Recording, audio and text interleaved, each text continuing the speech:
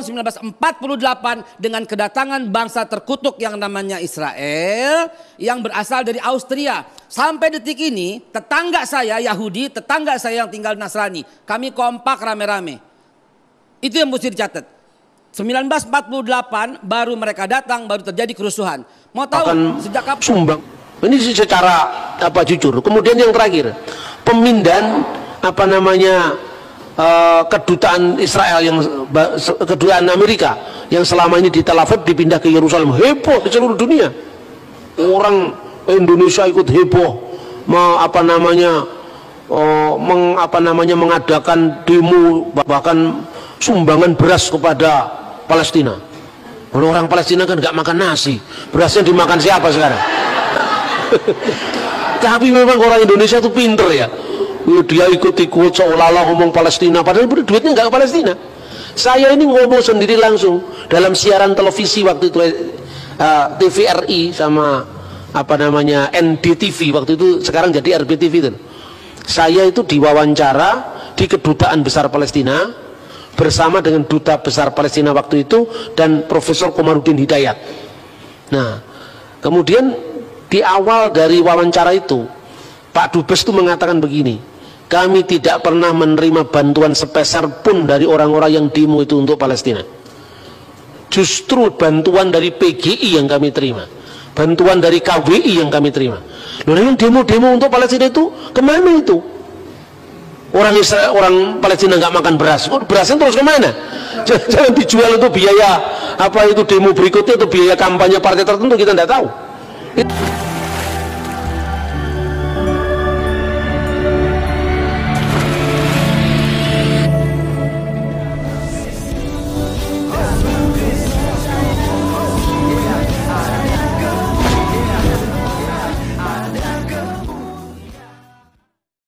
Salam Elechem Bisem Yeshua Hamasiah. Salam damai sejahtera di dalam nama Tuhan Yesus Kristus untuk kita semua. Teman-teman sekalian, pada video kali ini kita akan mendengarkan pemaparan dari Bambang Dursena dan juga Ibu Konik yang tentu saja membungkam ya pernyataan daripada Babe Haikal di TV One. Di mana teman-teman sekalian dia mengatakan bahwa bangsa Israel bangsa yang terkutuk katanya. Padahal ya sudah duluan ada ya Israel di Palestina, ya sudah sekian tahun mereka ada di Palestina. Barulah ya Arab Muslim masuk di tahun 638 Masehi. Ya, ingat teman-teman sekalian, 638 Masehi yang dibawa oleh Khalifah Umar. Ya, di mana nanti deretannya setelah itu terjadi namanya perang salib. Baik perang salib pertama, perang salib kedua ya. Dan pada akhirnya sampai kepada kejayaan Islam itu ya terus merebut daripada tanah Kanaan ini. Nah teman-teman sekalian, satu hal yang menarik, ada berita yang luar biasa dari Pak Bambang Dursena bahwa bantuan-bantuan dari kandrun-kandrun pendukung Hamas di Republik Indonesia ya dinyatakan atau diduga tidak pernah sampai kepada Palestina. Gitu ya. Justru bantuan dari kekristenanlah yang sampai. Ya, oleh karenanya mari kita dengarkan langsung apa yang disampaikan oleh Bambang Dursena berikut ini. 1948 dengan kedatangan bangsa terkutuk yang namanya Israel yang berasal dari Austria. Sampai detik ini tetangga saya Yahudi, tetangga saya yang tinggal Nasrani, kami kompak rame-rame. Itu yang mesti dicatat. 1948 baru mereka datang, baru terjadi kerusuhan. Mau tahu sejak kapan? Sumbangan beras kepada Palestina. Kalau orang Palestina kan nggak makan nasi, berasnya dimakan siapa sekarang? Nah kemudian baru beberapa tahun terakhir ini mereka ingin menerima solusi dua negara damai, tetapi minta wilayah sebelum perang, ya nggak bisa dong.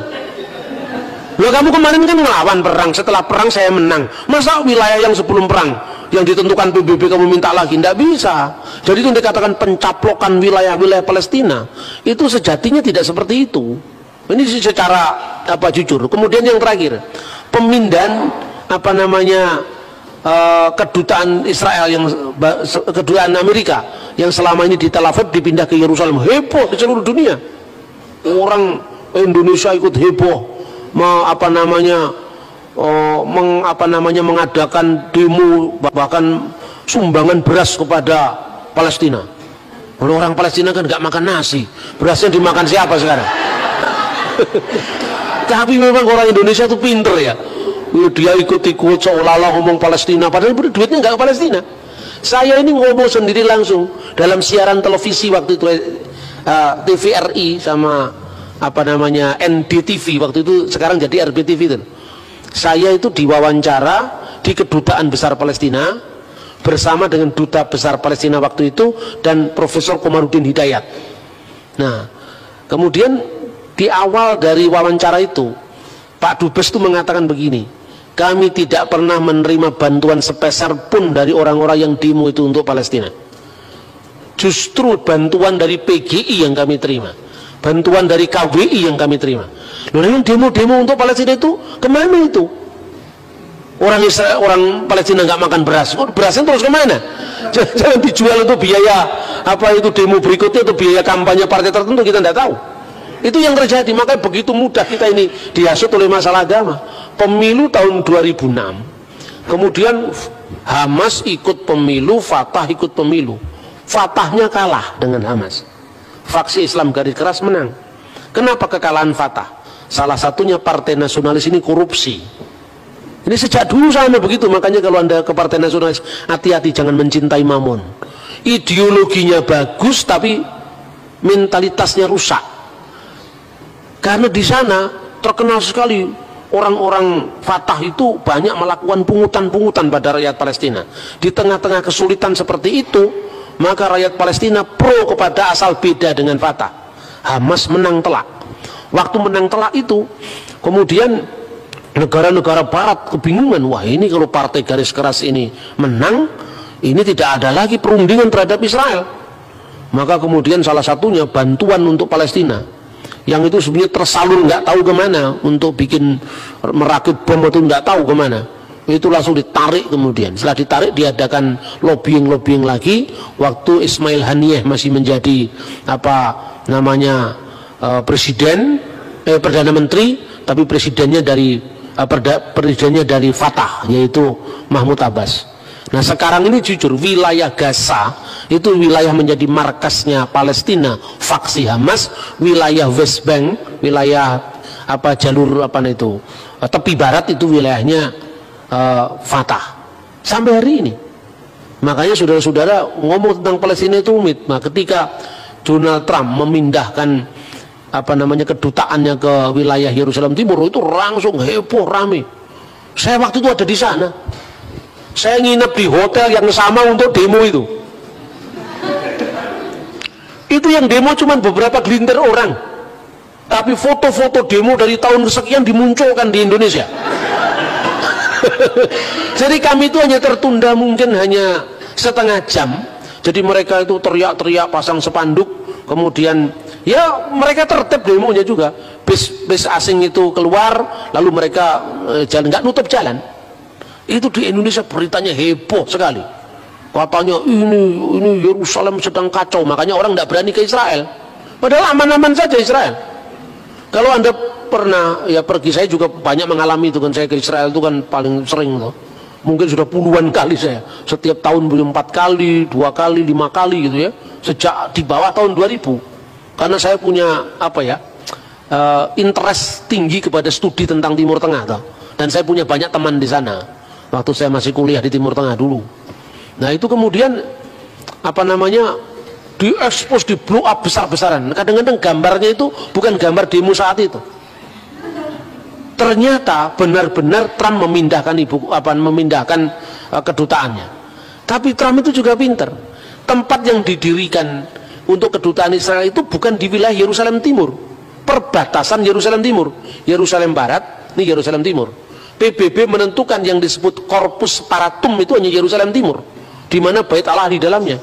Sementara Yerusalem Kota Baru itu tidak termasuk wilayah yang Corpus Paratum tadi. Nah, Trump mendirikan itu di sini. Ini di bawah, ini Yerusalem Barat, bukan Yerusalem Timur. Jadi kalau mereka ngugat rame-rame, ini kan bukan Yerusalem Timur, ini Yerusalem Barat, tapi tetanggaan dikit aja, gitu. Kalau orang nyebrang di sini lewat garis ini, Anda sudah bisa beli makanan, beli jus, beli minuman di sini. Jadi kira-kira kalau pegawai kedutaannya besar dia mau jajan ya sebelah sini juga, Yerusalem Timur, tapi posisi gedungnya itu tidak di wilayah Yerusalem Timur, tapi di wilayah Yerusalem Barat yang tidak termasuk dalam definisi corpus paratum tadi. Nah, tapi Israel memang pinter ya memang. Mereka menggunakan itu. Nah ini loh, Amerika aja sudah masuk. Bagaimana negara lain? Amerika Latin yang lain-lain mulai mindahin satu. Status quo itu menjadi pembenaran internasional terhadap Israel. Itu dengan lebih dekat gimana sih orang Israel itu? Percaya nggak Pak Indra? Di mata orang Israel, masalah paling besar apa? Boleh nggak saya ngomong terus terang? Apa itu masalah? Di mata orang Israel yang Kristen, Iya. si orang Jewish keras kepala, Israel keras kepala maksudnya, Iya. di Palestina keras kepala. Jadi ini ada dua orang keras kepala berantem. Oh. Si Kristen melihatnya gini, kami agama cinta kasih. Kalau kami rangkul. Jadi sekarang kalau dilihat dari konteks perang mereka ini di sana sekarang, yang paling menderita orang Kristen, nggak bisa kemana-mana. Ini kalau kita mau tarik ke agama ya, karena orang Kristen cuma bisa berdoa, semoga mereka berdua yang keras kepala ini berdamai gitu loh. Karena mereka dua-duanya kekeh gitu loh. Kan bodor. Coba deh perhatiin gitu. Nah, maksud saya kembali ke hubungan diplomatik. Oke lah, kita kalau hubungan diplomatik terlalu ekstrim, betul? Kenapa nggak kayak Taiwan? Gaza adalah sebuah kota Kanaan kuno yang terletak paling barat daya. Dalam Alkitab, nama Gaza muncul pertama kali dalam Kitab Kejadian, bab 10, ayat 19, penduduknya disebut orang Gaza, terdapat pula di Kitab Yosua, bab 13 ayat 3, dan Hakim-Hakim bab 16 ayat 2. Wilayah Gaza sendiri terletak di batas selatan Kanaan di bagian pantai. Kota ini menjadi satu dari 5 kota besar yang ada di Filistin, selain Askelon, Asdod, Ekron. 5 kota ini disebut Pentapolis dari orang-orang Filistin. Sewaktu orang Israel memasuki tanah perjanjian, kota Gaza dikuasai orang Filistin dan ada beberapa orang Anakim di antara penduduknya. Yosua yang memimpin Israel saat menaklukkan kota ini masih menemukan orang Enak tinggal di sana. Alkitab menggambarkan bahwa orang Enak adalah orang dengan perawakan tubuh raksasa. Meskipun Yosua memimpin aksi militer Israel sampai ke Gaza, kota itu tampaknya tidak direbut dan tetap milik orang Filistin. Beberapa orang Anakim juga tetap tinggal di sana. Hal ini tertulis di Kitab Yosua, bab 10 ayat 41, bab 11 ayat 22, dan bab 13 ayat 2-3. Gaza kemudian ditaklukkan oleh suku Yehuda yang kemudian wilayahnya diduduki suku ini. Kitab Yosua bab 15 ayat 20 dan 47. Pada zaman Simson, Gaza kembali masuk ke dalam wilayah bangsa Filistin. Gaza menjadi kota berbenteng orang Filistin, dengan sebuah rumah untuk memuja dewa Dagon yang di atas atapnya dapat memuat kira-kira 3.000 orang, yang tertulis di Kitab Hakim-Hakim ayat 16. Simson bergaul dengan seorang pelacur dari Gaza karena kekuasaan Israel atas Gaza hilang pada masa itu. Orang Filistin ternyata menawan Simson dan memenjarakan dia di sana. Simson lalu merobohkan tiang-tiang penyangga gedung dan membunuh banyak dari antara mereka. Kitab Hakim-Hakim bab 16 ayat 21-31. Kota Gaza yang dihuni sejak abad ke-15 sebelum Masehi terus mengalami perubahan dalam sejarah.